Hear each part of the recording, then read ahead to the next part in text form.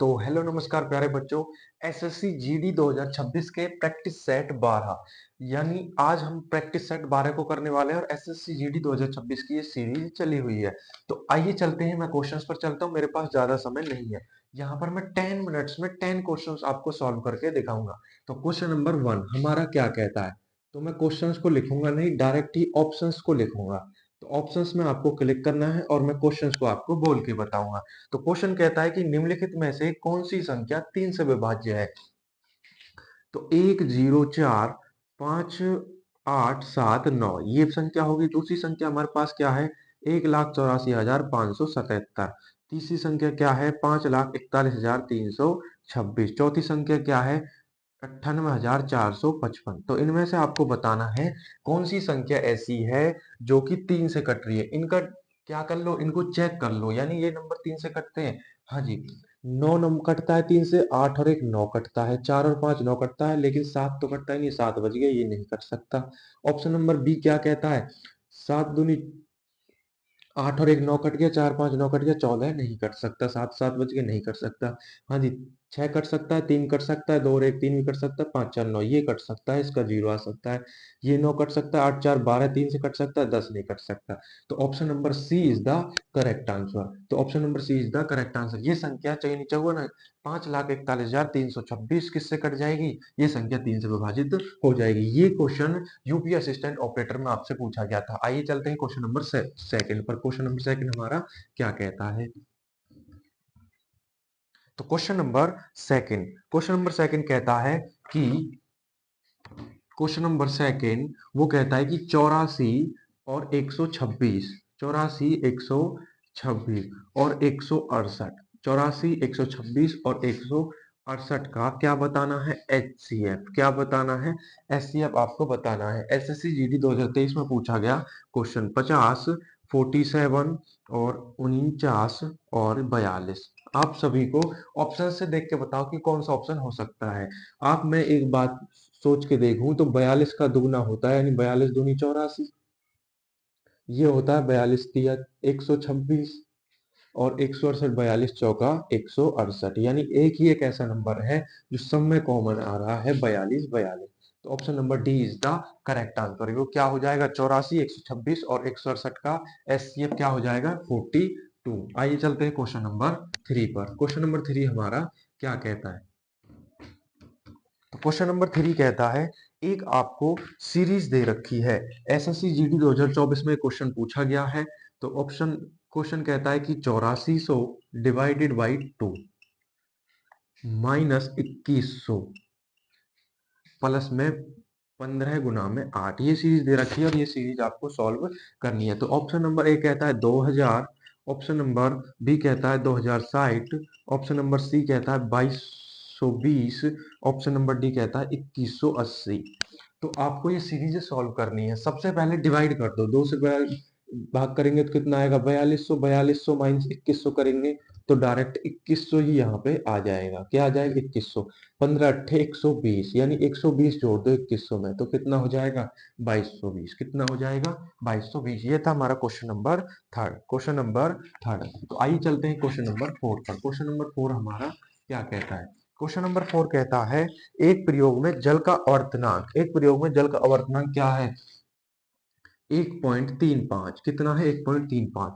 दूसरा अवर्तनांक है 1.29, तीसरा है 1.32 और चौथा अवर्तनांक है 1.36 पाया गया है। तो जल का औसत अवर्तनांक कितना होगा। तो option number 1.38, option number B 1.25, option number C 1.33, option number D 1.30। तो आपको चेक करना है, सबको जोड़ दो अगर औसत निकालना है और 4 से भाग दे दो। क्या दे दो, भाग दे दो। जब इन सबको जोड़ोगे और 4 से भाग दोगे तो option C is the correct answer होगा, यानी सबको जोड़ो और 4 से भाग दोगे तो 1.33 आपका क्या आ जाएगा, औसत आ जाएगा। ये था हमारा क्या, क्वेश्चन नंबर 4। आइए चलते हैं क्वेश्चन नंबर 5 पर। क्वेश्चन नंबर 5 हमारा क्या कहता है, तो क्वेश्चन नंबर 5 कहता है, ए बी के वेतन का अनुपात। Option number A B C और डी। ए बी वो कहता है कि ए बी के वेतन का अनुपात, जो उनका वेतन है ए और बी का उनका अनुपात है 4 और 5। कितना दे रखा है? 4 और 5। और व्यय का अनुपात, जो उनके व्यय है यानी खर्च है, उसका जो अनुपात दे रखा है वो कितना दे रखा है? 5 और 6 दे रखा है। कितना दे रखा है? 5 और 6 इसका दे रखा है।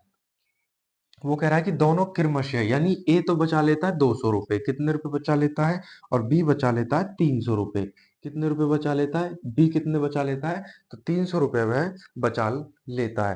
तो सभी का गैप मेंटेनेंस बराबर है, यानी वन वन का गैप है, यहाँ से वन का, यहाँ से भी वन का।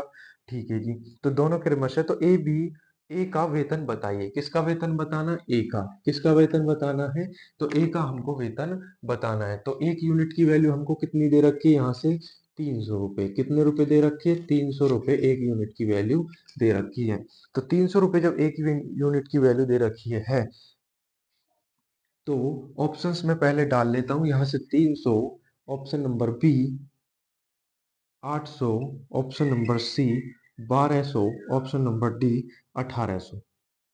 तो ए की जब 300 यूनिट दे रखी है, तो ए का कितना अनुपात है? 4 अनुपात है, यानी उसके वेतन का अनुपात कितना है? 4। तो 4 किया 1200 रुपए। कितना हो जाएगा? Option number C is the correct answer. तो उसका वेतन कितना हो जाएगा? ए का 1200 रुपए। बी का पूछने लगे तो 3 पंजे 1500 रुपए। अगर दोनों का पूछने लगे, 15 और 12 कितना होते हैं? 2800 रुपए। तो ये था हमारा ऑप्शन, क्वेश्चन नंबर 4। आइए चलते हैं क्वेश्चन नंबर 5 पर। क्वेश्चन नंबर 5 हमारा क्या कहता है? Question number 5। क्वेश्चन नंबर 5 कहता है P Q R. P Q R दे रखे हैं आपको, और वो रेशियो में दे रखे हैं। क्या दे रखे हैं? P Q are. उनका जो रेशियो दे रखा है वो कितना दे रखा है? 2:3:5, यानी पी का रेशियो 2 है, क्यू का 3 है, आर का 5 है। तो वो कह रहा है कि इस सीरीज को सॉल्व कर दो। P/2 रेशियो Q/6 और रेशियो R/5, इसका मान ज्ञात कीजिए। मान कितना है? तो ऑप्शन नंबर ए कहता है कि रेशियो 2:2। ऑप्शन नंबर बी कहता है 2:1:2। ऑप्शन नंबर सी कहता है 3:3:6:9। ऑप्शन नंबर डी कहता है 6:3:2। तो ये आपको बताना। पी क्यू आर का मान दे रखा है 2:3, यानी पी की जगह पे ले लो 2, यानी 2 बटे में नीचे भी 2 है। क्यू की जगह पे ले लो यहाँ से 3, 3 बटे में 6 है। और आर की जगह पे ले लो 5, यानी 5 बटे में 5 है। यहाँ 2 से 2 कट गया यानी 1। यहाँ 3 से ये 6 बार कटेगा यानी 1/2। यहाँ 5 से 5 कटेगा तो यानी 1। सबका एक एलसीएम ले लो। 2 एलसीएम आ गया, 2 की इसमें करेंगे तो 2 आ जाएगा, यहाँ 1 ही रहेगा। और यहाँ पे कितना आ जाएगा? 2। तो 2 1 2। तो किसका आ जाएगा? Option number B is the correct answer. Option number क्या हो जाएगा? B is the correct answer. ये था हमारा क्वेश्चन नंबर 6। आइए चलते हैं क्वेश्चन नंबर 7 पर। तो क्वेश्चन नंबर 7 हमारा क्या कहता है? क्वेश्चन नंबर 7 कहता है यदि किसी संख्या के 40% का 15% 30 है तो वह संख्या क्या है? तो ऑप्शन नंबर ए कहता है 500। ऑप्शन नंबर बी कहता है 550। ऑप्शन नंबर सी कहता है 600। ऑप्शन नंबर डी कहता है 450। यदि किसी संख्या के 40% का 15% 30 है, कोई संख्या है वो x है, उसका जो 15% कितना होगा? यानी 15/100। फिर उसका कह रहा है उसका 40%, यानी 40/100। और वो टोटल कितना दे रखा है? 30 दे रखा है। तो वह संख्या पूछ रहा है, वह संख्या क्या होगी? हाँ जी, यहाँ से काटना चालू कर दो। एक जीरो से ये एक जीरो काट दिया हमने।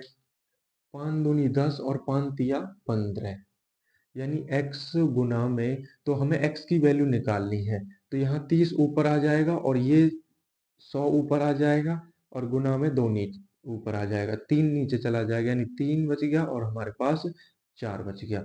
तो x की वैल्यू क्या हो जाएगी? यहाँ से 2 एकम 2, 2 दूनी 4। 2 से 30 को काटेंगे, सॉरी 2 से नहीं 3 से काटो 10 बार, और 2 से काटेंगे 5 बार। तो 5 की गुना 100 में करेंगे तो 500 क्या आ जाएगा? 500 इसका आंसर आ जाएगा। Option number A is the correct answer. तो वह संख्या कौन सी होगी? वह 500 होगी। तो वह संख्या कौन सी हो जाएगी? 500 हो जाएगी। तो ये था हमारा क्वेश्चन नंबर कौन सा था? 7। आइए चलते हैं क्वेश्चन नंबर 8 पर। यदि किसी वस्तु का क्रिया मूल और विक्रिया मूल का रेशियो दे रखा है 5:3 के अनुपात में, तो हानि प्रतिशत कितनी होगी? 60% होगी। ऑप्शन नंबर बी 30% होगी। ऑप्शन नंबर सी 40% होगी। ऑप्शन नंबर डी 50% होगी। यदि किसी वस्तु का सीपी और एसपी यानी कॉस्ट प्राइस और एसपी, इनका रेशियो दे रखा है आपको, कितना दे रखा है 5:3। तो हानि प्रतिशत बतानी, यानी कोई सामान 5 में खरीदा है तो वह इसको कितने में बेच दिया है, 3 में बेच दिया है। 5 में खरीदा, 3 में बेच दिया, तो कितनी का लॉस हुआ, 2 का।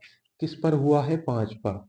2/5 यानी कितने परसेंट होता है 2/5, 1/5 20%, 2/5 40%, कितना होता है 40%। तो कितने परसेंट की उसको हानि हुई है, तो 40% की उसको हानि होती है। तो ये था हमारा क्वेश्चन नंबर 8। आइए चलते हैं क्वेश्चन नंबर 9 पर। क्वेश्चन नंबर 9 हमारा क्या कहता है, यदि किसी वस्तु का क्रय मूल्य उसके विक्रय मूल्य से का 80% है तो लाभ प्रतिशत कितना होगा। ऑप्शन नंबर ए कहता है कि 30%, ऑप्शन नंबर बी कहता है 25%, ऑप्शन नंबर सी कहता है 20%, ऑप्शन नंबर डी कहता है 18%। हाँ जी, यदि किसी वस्तु का क्रय मूल्य उस विक्रय मूल्य के 80% है, यानी जो सीपी और एसपी दे रखे हैं हमको, वो कहता है कि जो क्रय मूल्य है विक्रय मूल्य का 80% है। विक्रय मूल्य 100 है तो क्रय मूल्य कितना है, 80।